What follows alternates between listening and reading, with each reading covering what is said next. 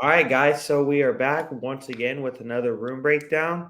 And today we'll be talking about the defensive line. But before we get started, please click subscribe. Jason, I believe the time we are filming this, we are 2 subscribers away from 1,000.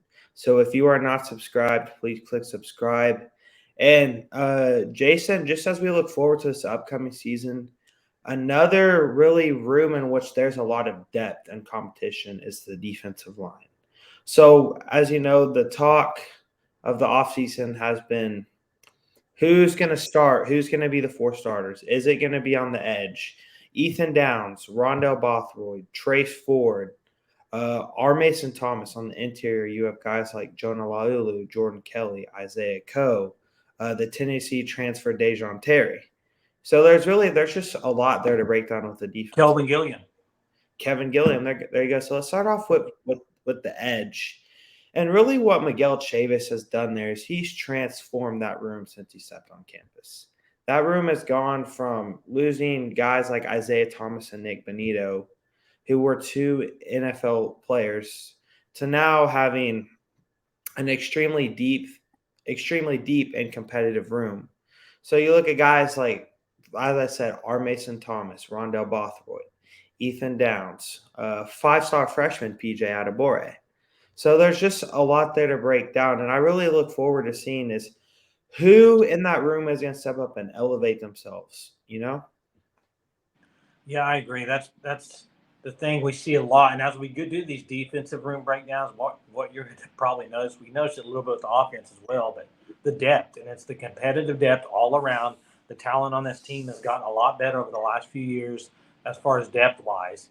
I mean, the thing is, and you mentioned who's going to start. I think when you look at defensive line, it's not even a matter to me of who's going to start, because I think they're going to play a lot of guys, and just because a guy doesn't start doesn't mean he's not going to lead the team in sacks. I mean, I can see a guy that's not starting come in and lead the team in sacks. I really can. So I think there's going to be a lot of guys that play, and they have a lot of depth there, and they have some experience there as well. I mean, you look at a guy like Ethan Downs, 3rd year in the system. Well, 3rd year total. Not, I mean, I guess different system under Greenwich, but he's got a lot of snaps. Stripling's back, and Stripling has been there for a long time, right? On the end. I mean, but I think if I were to pick 2 guys that are going to be really game changers that weren't in a sooner, that didn't play a lot last year, okay, I would go with Rondell Bothroyd, just because he's new to Oklahoma, right? He's a really good player, okay? And then R. Mason Thomas, to me, is going to make a massive jump from last year. I mean, we all heard it last year. As a true freshman, this guy's different. He's got the twitch. I mean, he's different, and he made some plays, but I think this year you're going to see a lot more from him. I really do. Yeah, and I know I heard somewhere that in the spring, R. Mason Thomas had a play in which they were lined up on the 1 yard line, and he was so fast around the tackle on the edge and got around and made a tackle in the backfield on the running back. So you talk about a dude that has all the quickness. He came in. He really is a natural pass rusher with just the way he's able to use his hands at his size. Last year, he was playing at 228, I believe, 230. Now this offseason, he's up to close to 250. So you talk about just a guy that is looked upon to have a much larger impact. And Rondell Bothroyd is a guy I think can be first team All Big 12. He just has a lot of experience in Wake Forest. I believe I'm pulling up the updated weights right now, but I believe he's up to 280. What's Downs up to? Oh, let's see. I'm trying to find out. Well, I Downs, man, I think he's going to have Downs. a really good year too. Yeah, he was honestly a guy I was shocked that they didn't move inside. I mean, I really. He's for the outside though. He's got very good quickness, I believe. I mean, I think all these guys on the outside, learning under that system last year, it's going to be a big jump for them this year. Just I think they're going to be more efficient on setting edges and stuff like that. I think they're just going to be a lot better the year into the system. Ethan Downs is at 263. Okay. So, and Rondo Bothroyd is at 275. Okay. So he's pretty close to that 280 mark. So you look at Oklahoma on the edge, they have some massive humans, and they have a lot of guys that can do so many different things. Like if you have a 3rd and 2, you have guys like Rondo Bothroyd, Ethan Downs that you can bring in to stop the run. You have guys like Reggie Grimes, who's a massive human. The talk's been quiet on him. Again, I know last year after the first 3 games of the year, he really didn't produce nearly like he did in the beginning of the year. And I think partially of that due was just to a lack of him not getting as much snaps while also not performing up to the expectation that he should have. And I think that Grimes is a guy that's getting lost in the mix. But people forget he was very highly recruited guy at high school. So Yeah. he has talent, he has the size. And I think fall camp is when we're going to see a lot of who's going to elevate themselves. And you also look at a guy like Trace Ford from Oklahoma State who transferred in. When he's healthy, he's produced. Yeah, as you're saying, when he's healthy, just one of the best pass rushers, really in all of the conference when he's healthy at Oklahoma State. And I think that when he stays healthy, or if he stays healthy, it'll be a scary sight to have him, PJ Adebawore, and R. Mason Thomas as your 3 pass rush specialists really off the edge. When you look at it, also a freshman that we haven't even talked about is Taylor Wine out of California, who, in my opinion, is one of the most underrated players in all of the 2023 recruiting cycle. Really shot on the scene late. He's a guy, if you watch his film, super duper scrappy. Like he loves the dirty work. So I think it's someone that you can expect, not someone that maybe to expect to play this year, but to maybe push. Well, Push and guys. yeah, and you mentioned PJ Adebawore earlier. PJ Adebawore is a guy that, I could see 3rd and long. I mean, I could see them bringing him in specifically to ears back, rush the passer, whatever. And that's the thing in this, when you have competitive depth like this, when you bring a guy in, you would think, okay, guys play 2 or 3 plays in a row. You bring a fresh dude in, it should be a big time advantage for you as a team because you got somebody fresh that's going to be in there. And as long as the talent hasn't dropped off, it should be a big advantage for the defensive unit. And one thing, as we're going to talk about the interior too, but this team led, I believe. I mean, I have to look at the exact stats, but did they not lead the whole?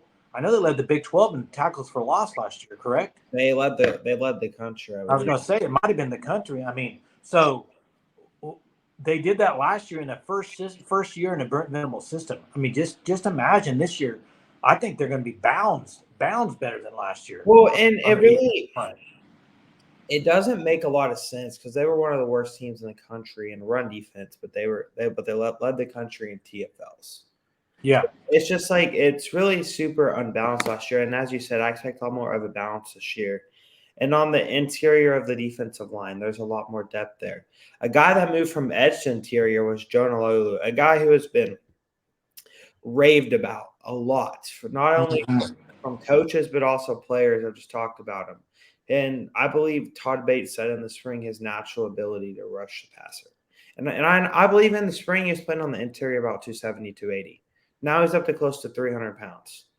Yep. So you're talking about a guy in Jonah Lulu that I think he could be the guy this season we're like, okay, that's one of the dudes on the interior that really you saw the development under Todd Bates this year. And I also think when you look at a guy like Isaiah Coe, who has flashed so much. You constantly see flashes from Coe. Can this be the year where we're like, all right, Coe's finally put it together. He's playing consistent. You know what you're going to get out of Coe every Saturday. And then you have experience with Jordan Kelly. I mean, I believe he's a 6-year guy. Yeah. So just someone that can provide lots of experience, someone you know what you're going to get out of him. He's not going to be a game changer, but he's going to be a solid, consistent player for you. And you need guys a lot like that in your rotation to play that are just going to be solid and consistent. You know that they're going to do the fundamentals right. And then you have a guy from Tennessee, as I mentioned earlier, in Dejon Terry. The dude at Tennessee, he flashed several times too. He's a big human. Let's see. I can pull up his exact weight. It's 321 pounds. Big old boy. And I And think he's going to be a huge transfer for OU this year. I really do. I think he's going to play a lot. And, it'd be interesting to see how Venables does it this year with the 3 down lineman or 4 and how often he uses it. He likes that 3 down front, he likes it. So we'll see how they do that. But you got to have a big boy in the middle when you do that. And Terry's a really good player, highly recruited kid. Like you said, very flashy, flashed a lot at Tennessee. And another guy that's been injured for OU, if he can stay healthy, is Kelvin Gilliam. Kelvin Gilliam, to me, I think may make a jump this year. I think people might be surprised to see how well Kelvin Gilliam can play football. I mean, he's really good at that player. And debatably, the guy, we haven't even talked about this guy. He debatably is the highest ceiling in the whole interior defensive line, and that's Grayson Hall. Oh, that's right. Grayson Hall. My gosh, yes.